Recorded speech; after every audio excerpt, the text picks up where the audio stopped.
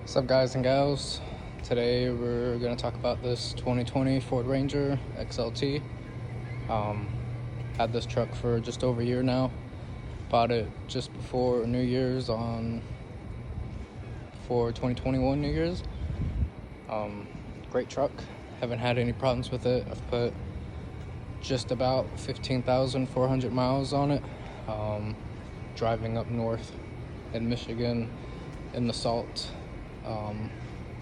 It's kind of rough on vehicles, but this truck has done well.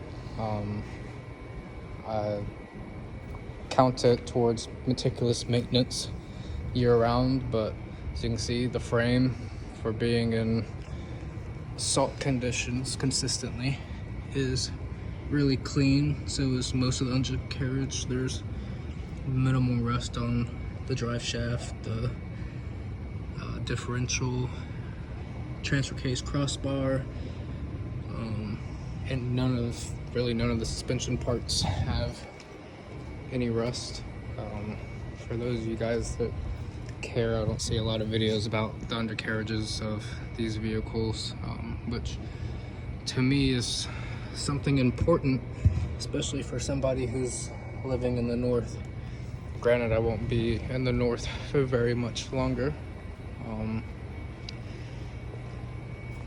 One thing I don't like about this truck, which I know it's not just Ford that does this, and it's not just the Ranger for Ford that has these, but carpeted wheel liners in the front, and some manufacturers even do it in the back. Why the hell they do that, I'm not sure. One thing I do like, which I know a lot of people don't like, capless fuel fill. Sorry, I can't talk. Quick and easy. Don't have to worry about twisting shit. I know if something goes wrong, or if you have a vacuum leak, then it's more expensive to do, or more expensive to repair. One thing that this truck didn't come with from the factory is a tailgate dampener, but if my truck wasn't locked. One second.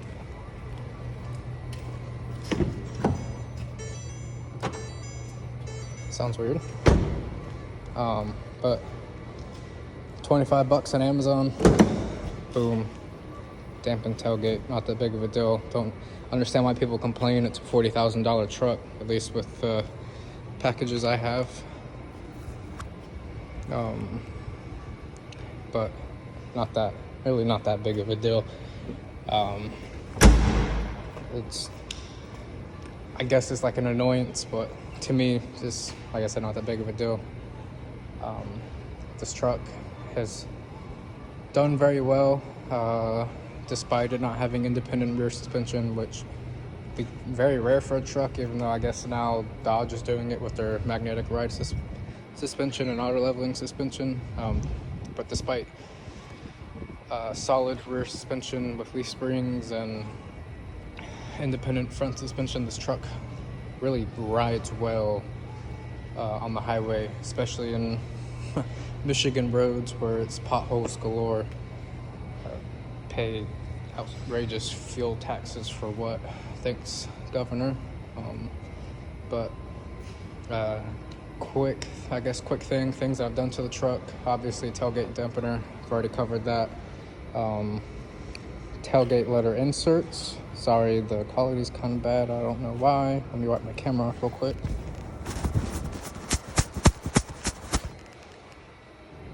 All right, sorry about that, guys.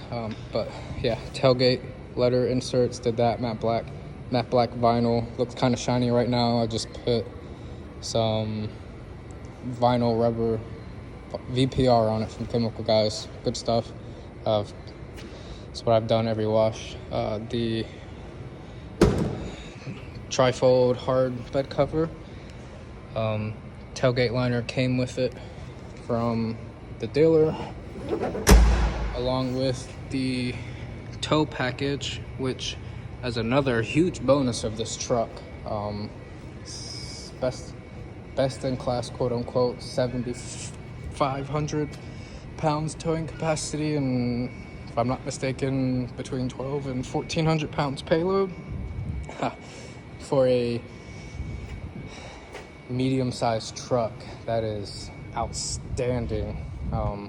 Part of the reason that it can even do that is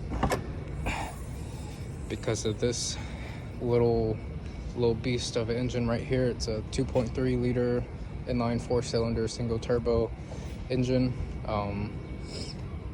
Very similar engine, if not the same engine that comes in the 2.3 liter EcoBoost Mustang engine. The Explorer engine, Ford Bronco comes with these in them, depending on the trim. Great little engine. Fuel mileage isn't too terrible for a 4-wheel drive truck. I'm getting 22, depending on how I drive on the highway, and that's with highway and city driving. I live about 35 miles from work, and I've made plenty of drives that are 90 plus miles. The longest trip I've taken in it is a trip back home to see my parents in North Carolina, so 1,500 miles, and I was averaging 26, 27 on the highway, just doing 5 over the speed limit the whole time. So not bad, and that's going over mountains and stuff. Haven't had a problem with it. Auto start and stop is kind of annoying, but you get used to it. There's not really much to talk about onto here, because I'm sure a lot of you guys don't care about engines and speccings of it, whatnot. The tires that came on it, they are Bridgestone all-terrains. Phenomenal tire in my opinion.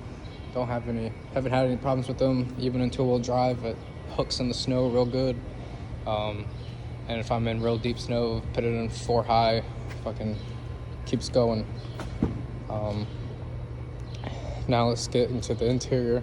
Space in the truck isn't bad. I'm only 5'7", so I mean, with my seat adjustment, I've had people who are close to 6 foot in here. They have plenty of leg room. Can't lift it up because the car seat, of course, but there's storage underneath the seats. I have emergency things in there, so if I do have to pop the car seat base out, I can. And speaking of car seats, I have a 5-month-old who, her car seat sits in here with my seat adjusted the way it is, and she fits just fine. I don't have any problems. I don't have to adjust my seat at all. However, if you are taller, it'd be wise to put her on the passenger side, and then your passenger has to sacrifice leg room, because I'm pretty much maxed out on how far I can bring my seat back, and the car seat still fit in there just fine. It's got little door cup holders and storage areas. Another unique thing, never really would have expected to see this in a mid-sized truck, but you have regular standard house plug 120 volt, 2 USB chargers back here, little cup holders, inserts for your rear passengers. Not that it really matters for me. It's pretty roomy back here. Not a big fan of the carpet that seems to attract a lot of dirt, and as I'll show you in the front, salt likes to build up on it. Running boards came from factory. So let's hop in here and see what's up. So as you can see, 15,340 miles is what I've put on this. Window switches, I don't understand why it's a $40,000 truck and only one window, which is the driver's side window, is automatic up and down. All the other ones you have to hold.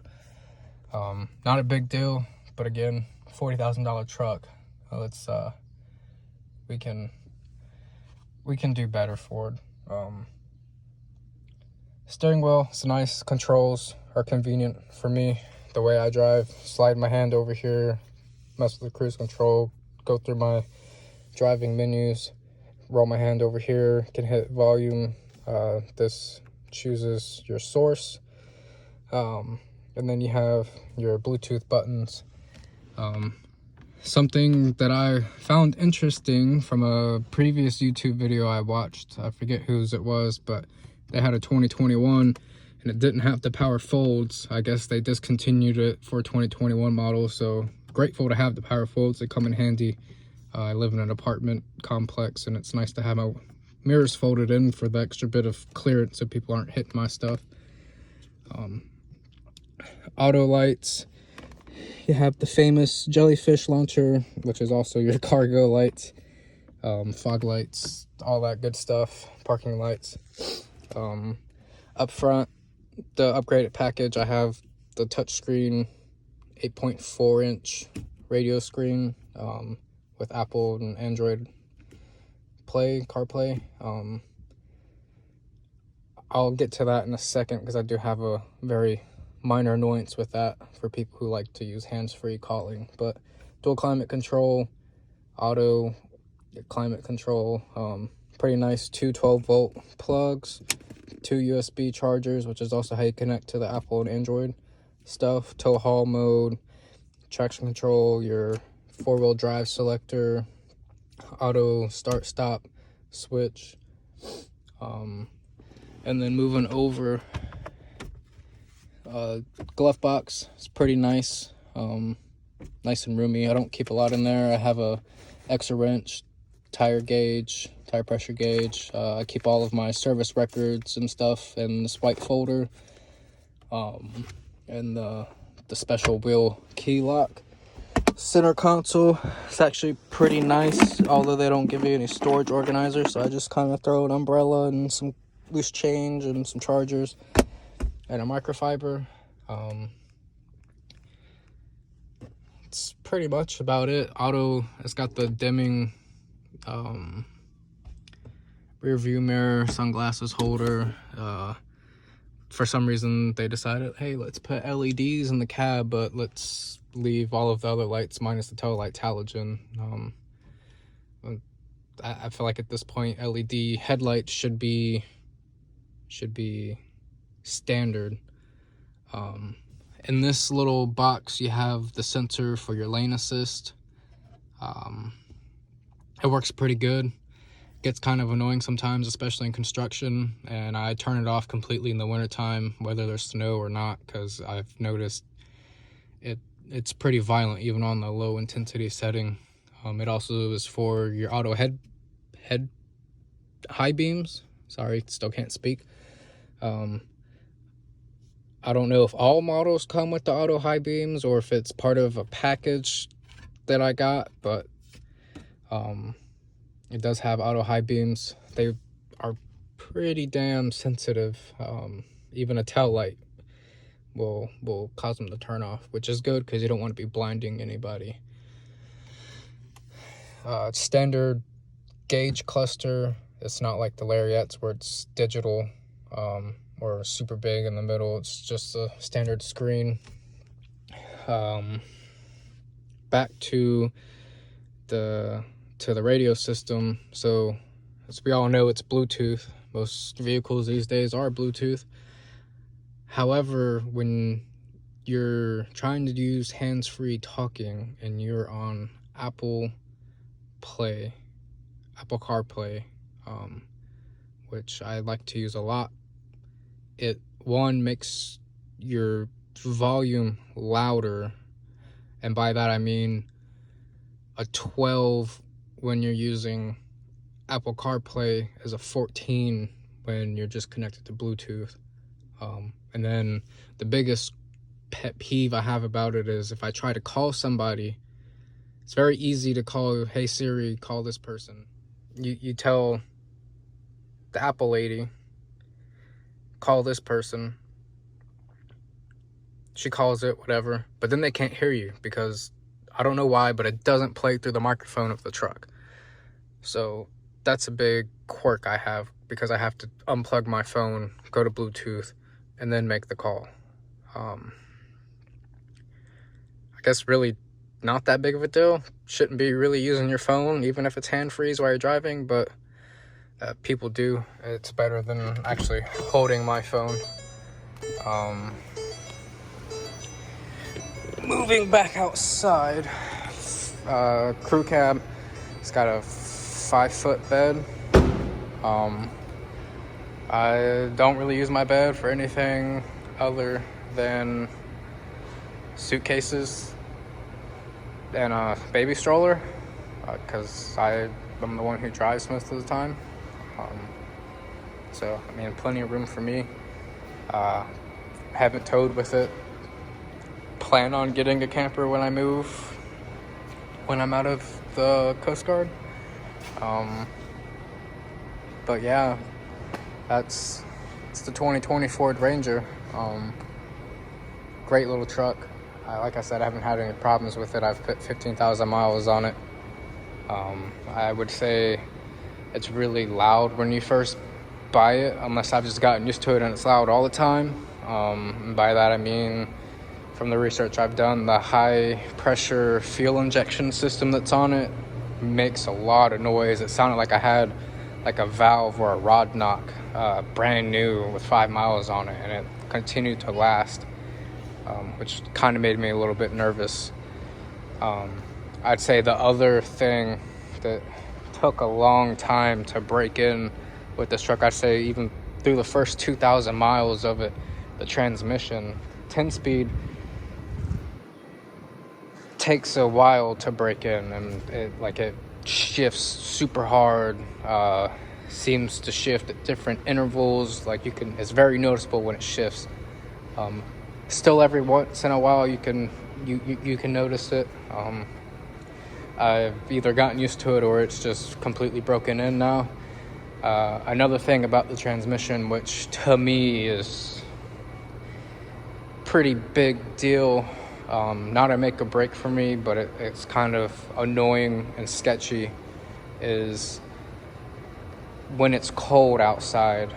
If you don't take advantage of the Ford app pass and use the remote start that is available to you with this truck and maybe other Fords, with that 10-speed, if it's super cold and you don't let your truck warm up for at least 5 minutes and you try to drive off, it shifts super hard, from first to second and then second to third, like brutally hard. It almost feels like it's gonna break, and destroy gears, destroy solenoids, whatever.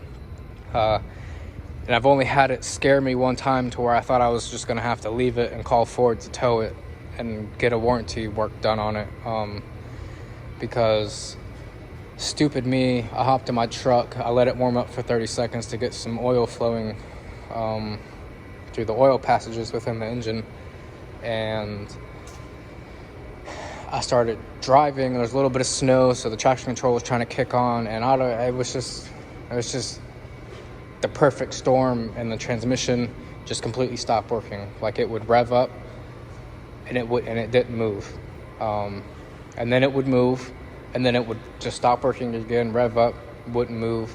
And it did that a few times, and then I said fuck it. I sat there and let the truck warm up for about 3 to 5 minutes, took off, not a problem. And ever since then I've just let it warm up for 5 minutes at least, even if it's gonna make me late to wherever I'm going. I just let it warm up if it's cold outside. To me, at this point, it's a necessity, especially with that transmission. Other than that, I haven't had a problem with it. It shifts good now, pretty smooth. I notice it every once in a while. But I mean, still really no complaints. I had a 2011 Ford Ranger before I got this one. My dad bought it new, gave it to me when I turned 16, 23 now. So I drove that truck from 16 to 22. When I traded it in, I had 75,000 miles on that truck. It was a 2.3 liter naturally aspirated 5-speed manual, single cab. Great little truck. Never had a hiccup with it. That truck was all Southern, so of course there's no rust on it. So I'm hoping this truck lasts me the same.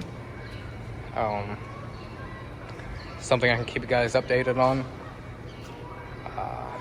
That's about it. Hope you guys are having a good day, good time, good month, good year. Best wishes to you guys.